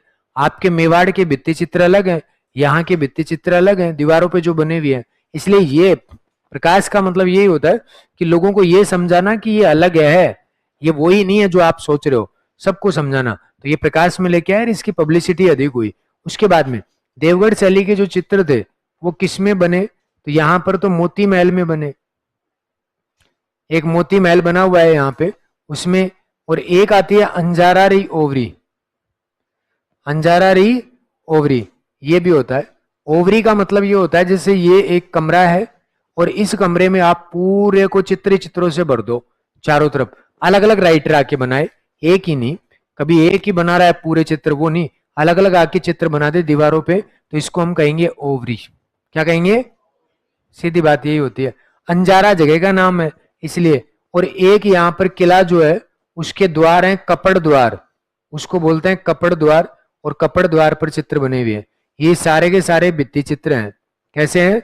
भित्ति, यानी कि दीवारों पर बने हुए हैं, तो इसको भित्ति चित्र कहते हैं। तो ये आपकी देवगढ़ शैली जो है उसमें बस इतना ही याद रखना है। शुरुआत देवगढ़ में द से ही है। कौन आएगा? द्वारिका दास चुंडावत। इसको प्रकाश में कौन लाया? डॉक्टर श्रीधर अंधारे। ठीक है। उसके बाद में चित्र किस पे बने हुए हैं? मोती महल, अंजारारी ओवरी और कपड़ द्वार। याद रह जाएगा, मोती महल, अंजारारी ओवरी और कपड़ द्वार, ये आपको पता होना चाहिए। समझ में आ गई होगी, तो ये सारे के सारे ध्यान रखना। तो देवगढ़ शैली की शुरुआत किसने की? द्वारिका दास चुंडावत। और द्वारिका दास चुंडावत ने कब की थी? 1680। उसके बाद में इसको प्रकाश में कौन लाए? श्रीधर अंधारे। कौन लाए थे? श्रीधर अंधारे। और उसके बाद में जो अगली बात आती है यहाँ पे, कि यहाँ के चित्र कहाँ बने हुए हैं, तो मोती महल में और अंजारारी ओवरी और किस पे? कपड़ द्वार पर। एक बात याद रखना है यहाँ पे और वो ये है, जैसे कि आपसे पूछे कि डोला मारू चित्र कौन सी शैली का है, बोलो। जोधपुर, मारवाड़। अरे पीछे के पूछ रहा हूं, कौन से के हैं? किस शैली के चित्रकार चित्र के नीचे अपना नाम, तिथि? और बीकानेर वालों की निजी विशेषता क्या थी? उस्ता कलब। क्या थी? ऊंट की खाल, क्योंकि बीकानेर में ही तो है ऊंट, और कहां है, इसलिए वो याद रख लो। उस्ता परिवार जो है उनको संरक्षण देने वाला मुगल बादशाह। Very good. उसके बाद में यहाँ पर एक राजा थे जिनके टाइम में महिषासुर मर्दनी का चित्र बना। सूरत, महिषासुर मर्दनी की क्या प्रदान की गई? सूरत। तो राजा का नाम क्या था? सूरत। उसके बाद में आपसे पूछे कि कमल से भरे हुए सरोवर, बोलो। किशनगढ़। चांदनी मुक्त रातें, चांदनी रात में संगोष्ठी, और ये बनाया किसने था? बनी ठनी का चित्र किसने बनाया? मोर ध्वज निहालचंद। मूमल का चित्र कौन सी शैली? कहां की राजकुमारी थी? रुद्रवा की।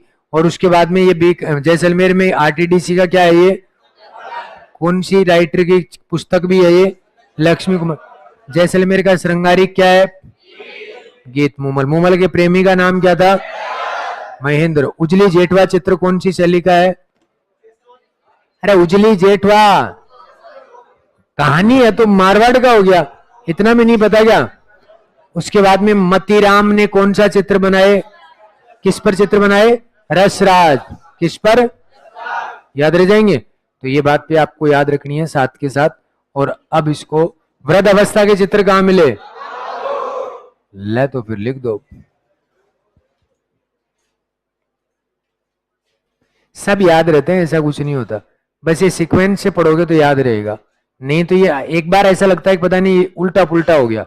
पर सवाल में तो चार ही ऑप्शन होते हैं ना, अब तो 1000 ऑप्शन दिमाग में है, उस समय चार होते हैं तो अपने आप पता चल जाता है तो उसका है।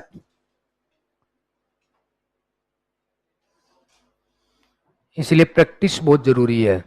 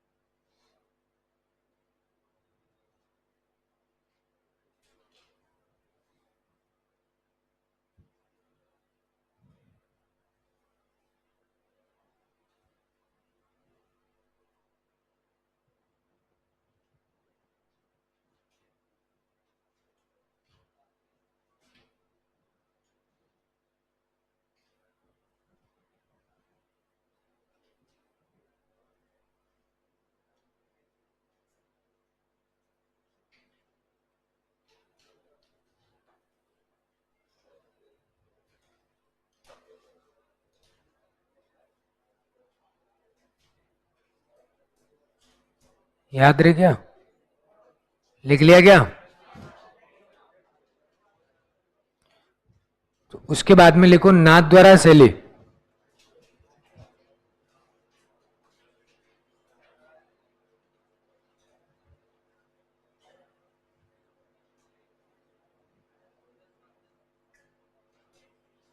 नाथ द्वारा शैली के चित्र देखो, ये तो रटने ही नहीं है। कृष्ण से संबंधित चित्र सब नाथ द्वारा में, बस इसलिए इसमें तो एक भी नहीं रटना, बड़ा सिंपल है नाथ द्वारा। तो भाई देवगढ़ में 4 लाइन है और नाथ द्वारा में कृष्ण से संबंधित बात आएंगी। जैसे देखो, आपसे पूछे कृष्ण बाल लीला,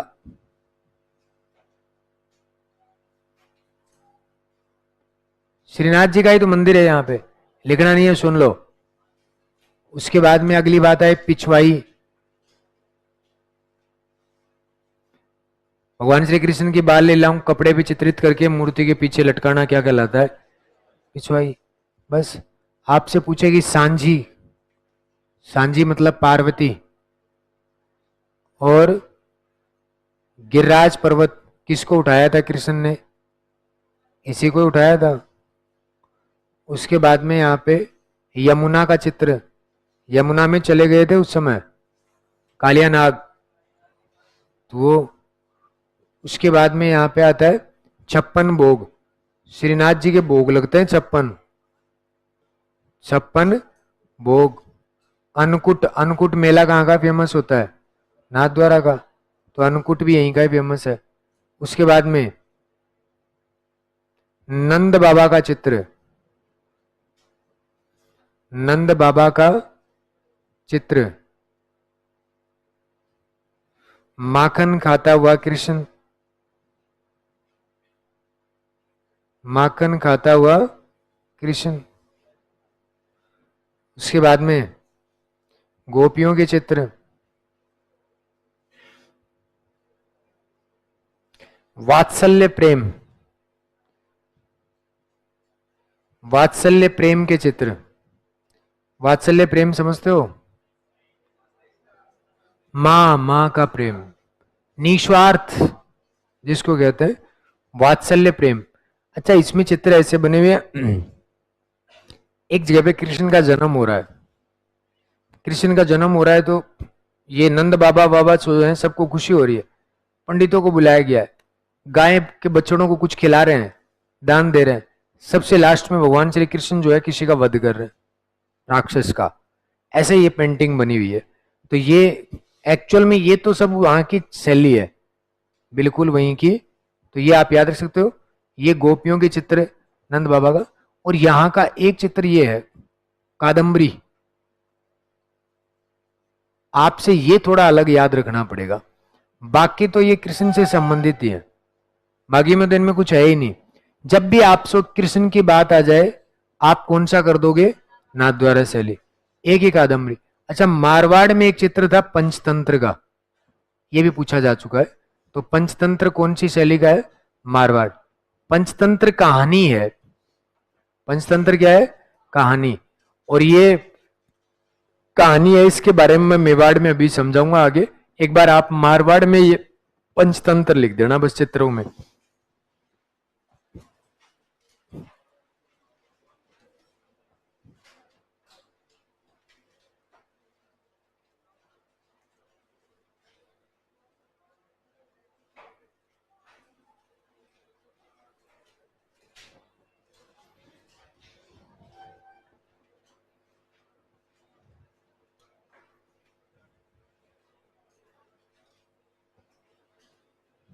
फूलों की बारिश करते देवता,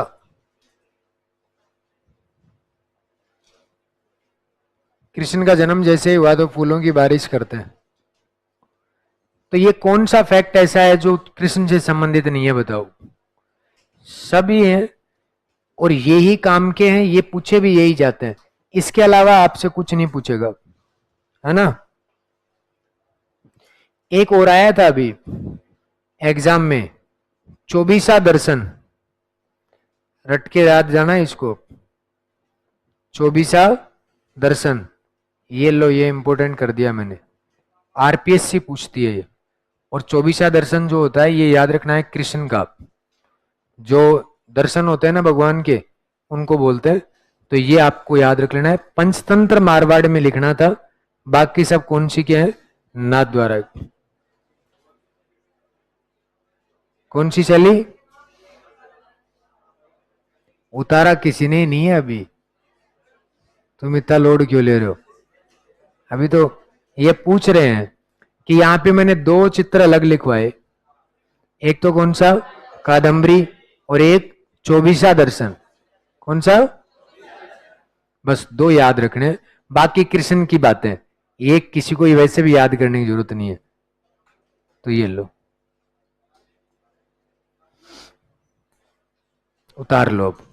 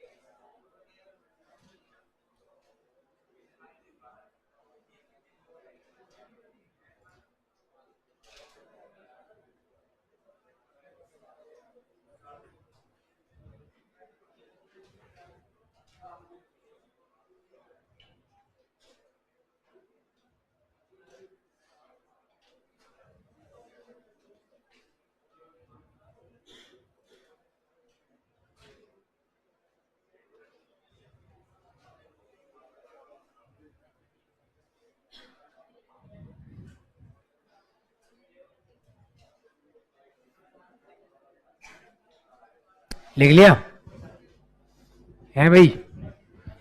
तो लास्ट मेवाड़ और चावंड बची है।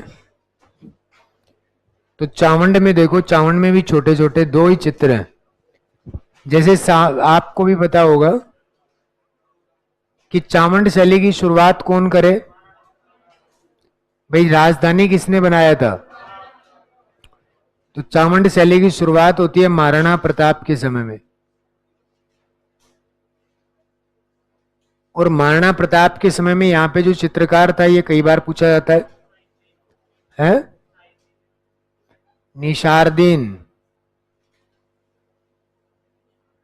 और निसारदीन ने प्रताप के समय में बनाया था डोला मारू। डोला मारू, और ये रखा हुआ है राष्ट्रीय संग्रहालय में।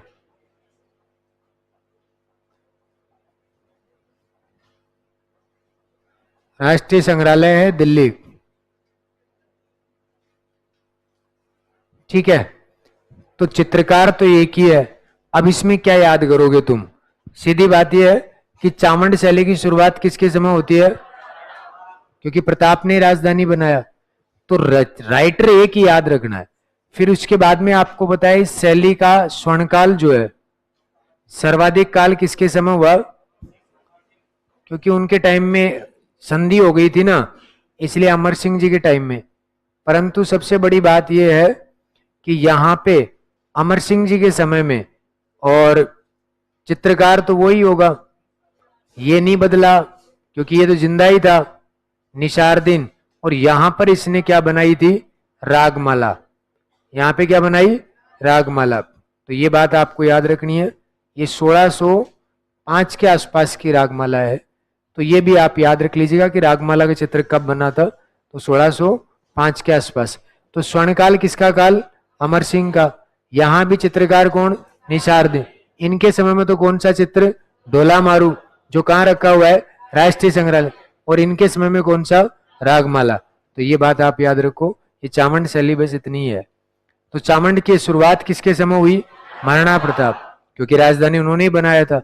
और इनका चित्रकार कौन था? निसारदीन। भाई युद्ध ज्यादा किए ना, ये तो राजधानी जब बना ली, जब मुगल अटैक कम हो गए थे, है ना, पता नहीं था, चामंड बहुत साइड में थी, इसलिए उस समय में फिर थोड़ा शांति का काल चला। जब शांति का काल चला तब चित्र उत्तरों पे ध्यान दिया इन्होंने। और उसके बाद में निसारदीन से कहा यार एक फोटो तो बना दे, तो उसके बाद में उसने डोला मारू के चित्र बना दिए। तो सौंदर्य का प्रतीक होता है, कहानी, प्रेम कहानी का प्रतीक होता है, जो मारवाड़ की शैली से प्रभावित है, तो वो डोला मारू के चित्र बन गए। तो एक तो वो बन गया, और दूसरी बात यहाँ पे ये थी कि और क्या बनाया इन्होंने। अगले में फिर इनका बेटा आया, और बेटा जब आया तो प्रताप की मृत्यु 1597 में हो गई थी। तो फिर 2-4 साल बाद में फिर निसारदीन से कहा कि भाई अब आप एक चित्र और बनाओ। तो फिर रागमाला, कि रागमाला में वही राग है, 6 राग 36 रागनियां होती हैं, जिसमें सुबह की राग कौन सी होती है, दोपहर की कौन सी होती है, सायकाल की कौन सी होती है, और उस समय में लोग क्या क्या कर रहे होते हैं, ये सब चित्र उसमें मिलते हैं। तो ये भी आप याद रख सकते हो। उसके बाद में ये लो साहब, उतार लो इसको। लास्ट मेवाड़ बची है इनकी, मेवाड़ स्कूल की।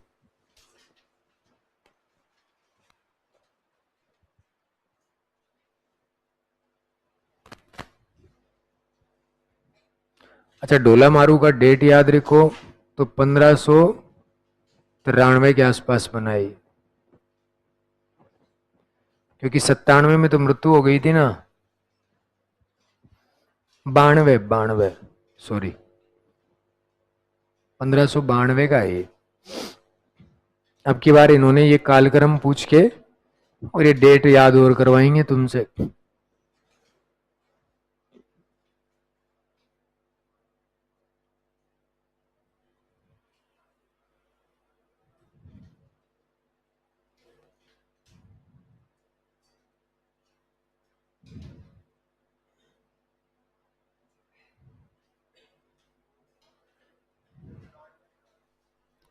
बानवे मिटा के लिखू क्या? ले भाई,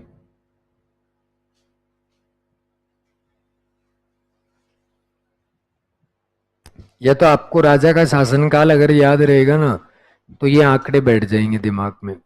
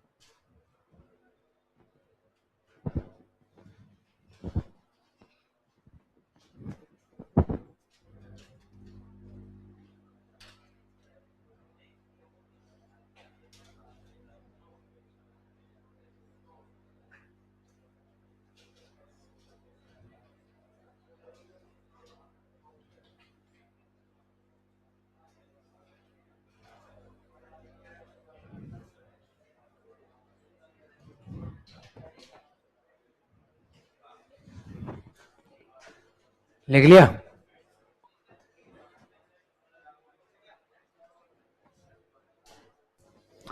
लास्ट टाइम मेवाड़, मेवाड़ थोड़ी बड़ी है, थोड़ा सा ध्यान रखना। मेवाड़ शैली जो है ये राजस्थान की सबसे प्राचीन शैली है, सबसे प्राचीन शैली है, या मूल शैली भी कहलाती है। प्राचीन है तो मूल भी है, ये बात भी याद रख सकते हो। और उसके बाद में यहां का पहला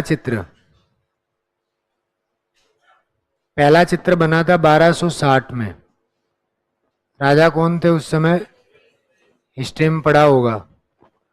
और चित्र का नाम था श्रावक प्रतिक्रमण सूत्र चूर्णी, यानी कि जैन शैली का है। और इसका राइटर था कमलचंद, कौन थे? कमलचंद। अच्छा, श्रावक प्रतिक्रमण सूत्र चूर्णी जो होता है, इसे चित्र, ये चित्र जो है ये ताड़ के पत्तों पर चित्रित है, ताड़ के पत्तों पर चित्रित है। ये भी बात आपको याद रखनी है ना। और 1260 में लिखा गया, तेज सिंह जी के टाइम में कमलचंद ने इसको लिखा है। अब ये जैन शैली का चित्र है, इसलिए अपने को पता नहीं चलता कि जैन शैली कौन सी है, कैसा था वो, है ना। तो ये आप याद रख सकते हो। ये लिखा गया था यहाँ पे देलवाड़ा में। आप देलवाड़ा जो है वो कहाँ पे है? पापा की सरकार है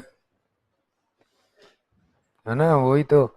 देलवाड़ा सिरोही में है, सबको पता है, जैन मंदिर है। पर देलवाड़ा, आप ये बताओ, मेवाड़ शैली का चित्र है तो वो वहां कहाँ लिखा? ये नहीं, आहड़ में लिखा गया। ये तो उससे अगला देलवाड़ा मान लो, ये वो तो सिरोही में है, तो मेवाड़ के चित्रकार वो कहाँ जाएंगे भाई उधर? आप बताओ वहां क्या करने जाएंगे इतनी दूर सिरोही जाके? जो एकलिंग जी का मंदिर है ना, पहली राजधानी नागदा थी, नागदा को जला दिया गया था। नागदा एकदम धरातल पे है, पहाड़ियों के बीच में है और धरातल पे है।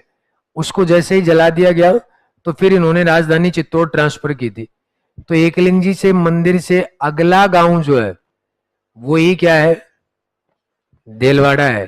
तो वो एकलिंग जी के आसपास ही तो रहते थे, नागदा के आसपास। तो देलवाड़ा ये उदयपुर का ही गांव है, आपको बता दूं। अब ऐसे मत सोचना कि नहीं ये तो सिरोही वाला है, ऐसे किसी ने कोई भी चित्र नहीं लिखे गए वहां पे। तो ये याद रख सकते हो। इसी प्रकार से अगला आता है मोकल। और मोकल जब आया 1423 की बात है ये। 1423 में चित्र बना सुपासनाऊ, सुपासनाऊ चरियम, ये चरित्रम भी बोलते हैं इसको। और ये बनाया था भाई साहब हीरानंद ने। किसने? हीरानंद। ये देलवाड़ा में लिखा गया था, वो आहड़ में लिखा गया था। तो ये बात आप याद रख सकते हो। तो मोकल के टाइम में ये बना। अब उसके बाद में महाराणा कुंभा मोकल का बेटा ही है। कुंभा के काल में इस शैली का सर्वाधिक विकास हुआ। चित्रकला का जनक कौन सा राजा? कुंभा। तो सर्वाधिक विकास हुआ इस शैली का कुंभा के काल में। परंतु इनके टाइम पे जो चित्रकार था उसका नाम देखो क्या था, इसी बै से शुरू होगा, बीकम चंद्र। बीकम चंद्र ये चित्रकार हुआ करते थे। और इसकी जो चित्र बनाया था रसिका अष्टक, रसिका अष्टक, क्योंकि रसिक जहां पे भी नाम आ जाए समझ लेना भगवान श्री कृष्ण और राधा के चित्र हैं। जहां जहां रसिक का नाम आएगा सारे के सारे किसके चित्र हैं? भगवान श्री कृष्ण और राधा के। अब उसके बाद में आता है यहाँ पे उदय सिंह जी। और उदय सिंह जी जैसे आए तो ये बात है साहब 1540 के आसपास की। और 1540 में यहां पर परिजात अवतरण का चित्र बना। किसका? परिजात अवतरण। ये अभी पूछा भी गया था, है ना, कि परिजात अवतरण का चित्र जो है वो किस राजा के समय में बना था? इसको उदय सिंह जी के टाइम में, जो मेवाड़ महाराणा अकबर के पिता जिनको कहते हो आप, उनके समय में। और यहाँ पे वैसे ही प्रताप का जन्म कब होता है? 9 मई 1540। उसी समय में कौन सा बना ये? परिजात अवतरण। परिजात अवतरण का मतलब ये होता है कि जब समुद्र मंथन चल रहा था उस समय में कहते हैं कि भाई ये समुद्र मंथन की एक बूंद जो है वो धरातल पर गिरती है और उससे एक पौधा जो है वो निकलता है, और वो पौधा जो होता है वो अपने इस लोक में नहीं मिलेगा, वो स्वर्गलोक में होता था, क्योंकि स्वर्गलोक में इस पौधे की खुशबू बड़ी अच्छी आती है। और कहते हैं कि अर्जुन जो होता है उसको उसकी माँ कहती है कि मुझे परिजात का पौधा चाहिए भगवान की पूजा करने के लिए, इसके फूलों में खुशबू अधिक होती है, सबसे अच्छा माना जाता है। तब कहते हैं कि अर्जुन जो है वो स्वर्गलोक में जाता है और वो फूल लाने के लिए कहा था, वो पेड़ को ही लेके आ गया। अवतरण का मतलब होता है नीचे उतारना, अवतरण लेना। जैसे आपका नहीं होता कि जन्मदिन जिस दिन होता है तो कई लिखते हैं कि अवतरण दिवस की हार्दिक शुभकामनाएं, कि इस दुनिया में आने के लिए। तो इस दुनिया में जो जो चीज आई है उसके पीछे क्या लगता है? अवतरण। तो इसीलिए परिजात का मतलब पौधा है और अवतरण जो होता है ये धरती पे लाया गया था, इसलिए ऐसा चित्र बना हुआ है। अर्जुन लेके आ रहा है और उसकी माँ देख रही है और ये जमीन पे लाया गया है, तो परिजात अवतरण के चित्र बने, है ना, ये याद रख सकते हो। चित्र बना, एक एक चीजें आपको याद करनी ही पड़ेंगी इनमें। मेवाड़ शैली में खासकर थोड़ा सा लोड है ये, तो आप याद रखना। राजस्थान की सबसे क्या है? प्राचीन या मूल शैली। पहला चित्र कब बना? 1260 में। किसने बनाया? तेज सिंह के समय में। कौन सा चित्र है? श्रावक प्रतिक्रमण सूत्र चूर्ण। कि राइटर कौन है? कमल चंद है। किसके पत्तों पे? ताड़ के पत्तों पर। फिर उसके बाद कौन आता है? मोकल। मोकल के समय में कौन सा बना? सुपासनाउचर्यम। और ये किसने बनाया? हीरानंद ने। फिर कौन आता है? कुंभा। कुंभा के समय सर्वाधिक क्या हुआ? विकास। राइटर कौन थे? बिकम चंद्र। कौन सा बनाया? रसिकाष्टक। उदय सिंह के समय में कौन सा बना? परिजात अवतरण। और ये चित्र बनाया किसने? तो नाना राम ने। किसने? नाना राम इसका राइटर होता है। कभी राइटर पूछ रहा है, कभी इस चित्र का नाम पूछ रहा है, कभी किस राजा के समय में बना ये पूछ रहा है, कभी इसका कालक्रम पूछ रहा है। तो 40, 23, 60 ये इन तीनों का एक कालक्रम पूछ लेगा, उठा के दे देगा और आपसे पूछ लेगा ये, है ना। उसके बाद में यहाँ पर एक चित्र बनते हैं चोर पंचाशिका का। चोर पंचाशिका। और चोर पंचाशिका जो है ये किसकी कृति है? तो ये है साहब विलन की। ये विलन होते हैं और उनकी कृति होती है। और इस कृति, ये जो कृति है चोर पंचाशिका चित्र के बारे में, इसका उद्गम मानते हैं किसको? मेवाड़ को। कि कहाँ पे बने भाई इसके चित्र? मेवाड़। और ये किसने माना है? तो एक व्यक्ति का नाम आता है डगलस बैरेट। ये अपने 10th वाली बुक में दे रखा है, इसलिए याद रखना पड़ेगा। और दूसरे का नाम आता है बीसल गे। क्या नाम था? बीसल गे और डगलस बैरेट। इन दोनों ने कहा कि चोर पंचाशिका के जो चित्र हैं वो किसमें बने हैं? मेवाड़ में। चोर पंचाशिका कोई चित्रकार जो था विलन था। विलन भगवान श्री कृष्ण की लीला पे लिखता है, खुद भी बैठा हुआ है विलन, उसके पास में एक गोपी बैठी हुई है, उससे बातें कर रहा है, ऐसा चित्र बना हुआ है। और इसमें चोर का मतलब ये नहीं होता कि कोई लुटेरा है, नहीं, यहाँ पर प्रेम की चोरी की बात है, दिल चोरी की बात है। कहते हैं कि एक राजा जो होता है उसकी लड़की होती है और उसका दरबारी ये था, क्या नाम है, विलन। और उस लड़की से कोई लड़का मिलने के लिए आया करता, और जब वो लड़का मिलने के लिए आया करता तो हर बार अलग रूप में आता। चोरी करने वाला चोर जो होता है वो भी तो रूप चेंज करता है, इसमें भी वो किरदार ही चेंज कर लेता है। हर बार उसको अलग रूप में देखा और उन दोनों के विरह की बातें जो है वो इस विलन ने लिख दी, इसीलिए नाम क्या पड़ गया? चोर पंचाशिका। तो यहाँ पर प्रेम कहानी है और इसमें कृष्ण राधा की बातें हैं, पर इसका उद्गम पहले ये कहते थे कि मारवाड़ है। फिर इन दोनों व्यक्तियों ने इस पे शोध किया कि यार चोर पंचाशिका को रियल में जानते हैं क्या? मारवाड़ वाले चित्रों से ये मिलती है क्या? देखो वहां की कलम से मिलती है क्या? वहां के कलरों से मिलती है क्या? यानी कि जो चित्र में बने हैं इनमें कलर उनका जैसा है क्या? उनके जैसे साइडों में पेड़ वेड़ लगे हुए हैं क्या? झाड़ियों के चित्र हैं क्या? ऐसा कुछ नहीं मिला। तो इन दोनों ने कहा नहीं, ये तो केवल कहाँ का है चित्र? मेवाड़ का। पहले लोग इसको मारवाड़ का मानते थे, इसलिए आपको भी याद रखना है कि ये मेवाड़ का नहीं है, ये कहाँ का है? सॉरी, मारवाड़ का नहीं है, ये कहाँ का है? मेवाड़ का। अब बताओ राजस्थान की सबसे प्राचीन शैली कौन सी? सबसे मूल शैली भी मेवाड़ कहलाती है। सबसे पहले राजा कौन आते हैं? तेज सिंह। तेज सिंह के समय कौन सा चित्र बना? श्रावक प्रतिक्रमण सूत्र चूर्णी। कब बना था? 1260 में। उसके बाद में दूसरे यहाँ पे राजा आते हैं कौन, मोकल, और मोकल के समय में कौन सा बना, सुपासनाउचर्यम। कौन सा, सुपासनाउचर्यम। किसने बनाया था, हीरानंद ने। किसने, हीरानंद। फिर महाराणा कुंभा के समय इस शैली का सर्वाधिक क्या हुआ, विकास। क्या हुआ था, विकास। और उसके बाद में महाराणा कुंभा के समय राइटर कौन थे, बेकम चंद्र। और कौन सा लिखा, रसिकाष्टक। कौन सा, रसिकाष्टक। और एक चित्र कौन सा लिखवाया, चोर पंचाशिका, जो किसने लिखा है, वेलन ने। और इसको डगलस बैरेट और बेचल गे ने कहां का बताया है, मेवाड़ का। एक बार सारी बताओ, जितनी पढ़ा दी, एक बार कॉपी बंद करो और सबको बोलना है सीधी कमर करके बैठो। उसके बाद में लिखना ये, अभी सब कुछ बताओ। सबसे पहले बताओ, राजस्थानी चित्रकला का उद्गम कौन सी शैली से माना जाता है। आप लोगों के दिमाग में चल रहा होगा ना कि याद नहीं हो रही, वो अपने आप पता चल जाएगा। सब कुछ याद होता है, बस वो सामने इतने सारा लिखा हुआ होता है तो सबको ये लगता है कि पता नहीं ये भूल गए। ऐसा नहीं होता। एग्जाम पेपर जब होता है, अभी अपने सामने चित्रकला के जितने फैक्ट हैं वो सब दिमाग में रखने पड़ रहे हैं। एग्जाम में 4 ही ऑप्शन दिमाग में रखने होता है ना, तो उन 4 में से आप आराम से छाट लेते हो।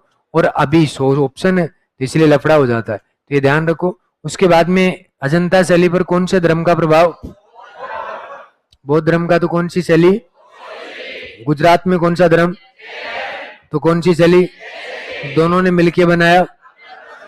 इसीलिए राजस्थान का पहला चित्र कौन से जिले में मिला, जैसलमेर। राजस्थान का पहला चित्रकार भी कहां मिला, मारवाड़। ओहो, पढ़े तो, मारवाड़। जिस चित्रकार का नाम क्या था, श्रृंगधर। बोलो। और श्रृंगधर जो होता है, उसने किसके चित्र बनाए थे, यक्ष और यक्षिणियों के, भूत भूतनियों के। इसलिए किस शैली का जनक था, यक्ष शैली का जनक था। उसके बाद राजस्थानी चित्रकला का वैज्ञानिक विभाजन किसने किया, आनंद कुमार स्वामी। कौन सी पुस्तक में, राजपूत पेंटिंग। राजपूत पेंटिंग में जब विभाजन किया तो आधुनिक चित्रकला की शुरुआत किसने, मेवाड़ का कौन था, मिस्त्री, कुंदनलाल मिस्त्री।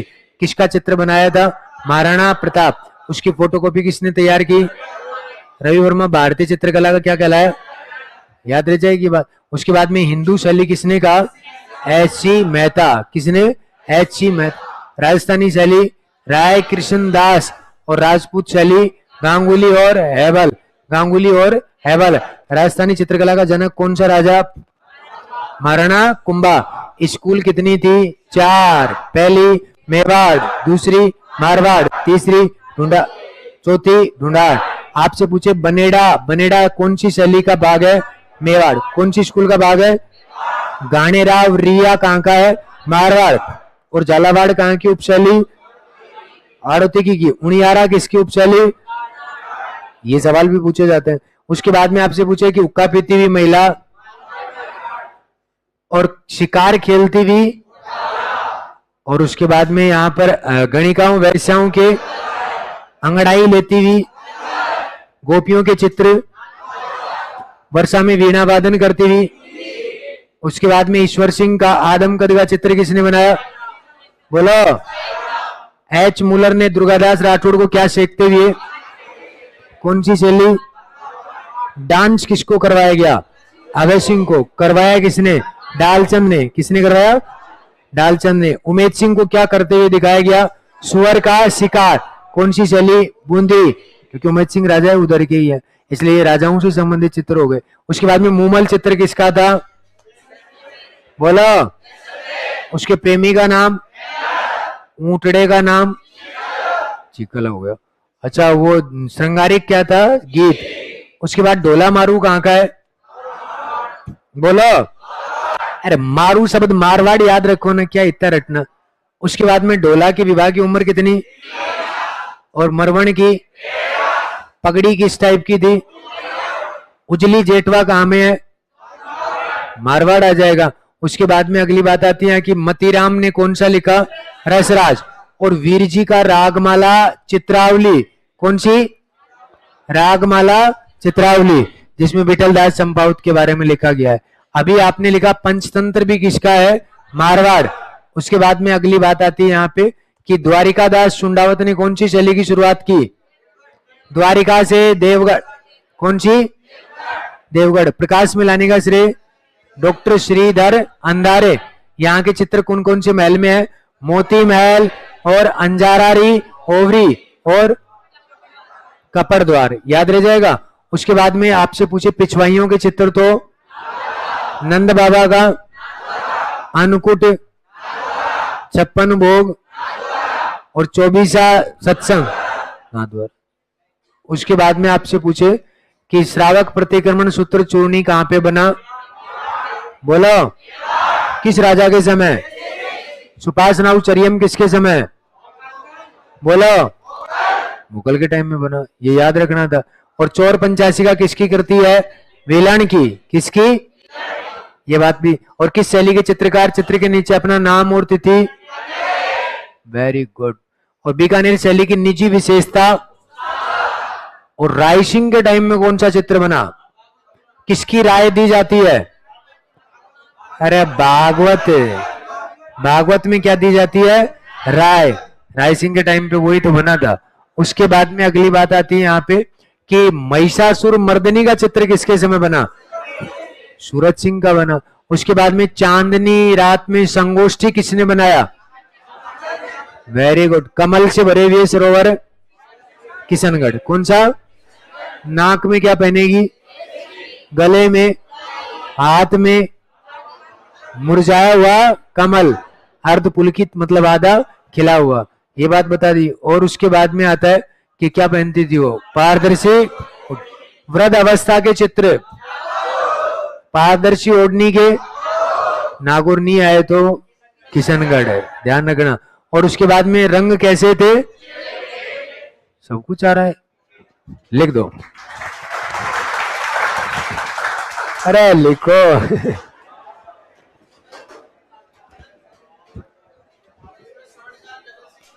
अभी बहुत कुछ बच रहा है इसमें, मेवाड़ बड़ा है। लघु चित्र बच रहे हैं, संग्राम सिंह जी के टाइम के बच रहे हैं, मुरली मनोहर का चित्र बच रहा है। ये तो वो है अभी जो अभी शुरुआत है। मेवाड़, मेवाड़ बड़ी है भाई।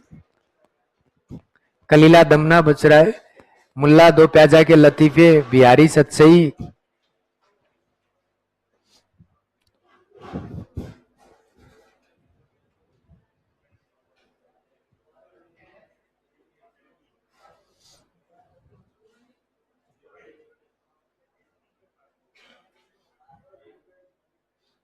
क्या हुआ रे?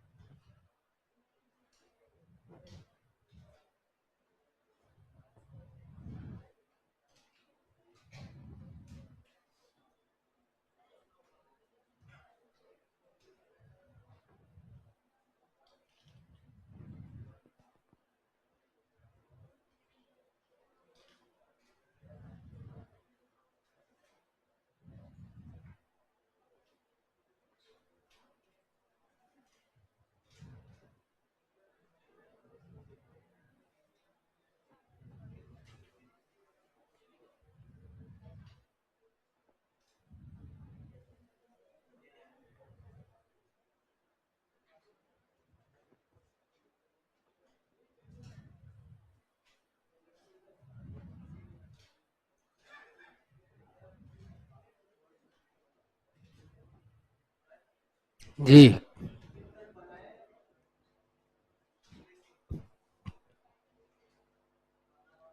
परिज, हाँ, नानाराम इसका राइटर है।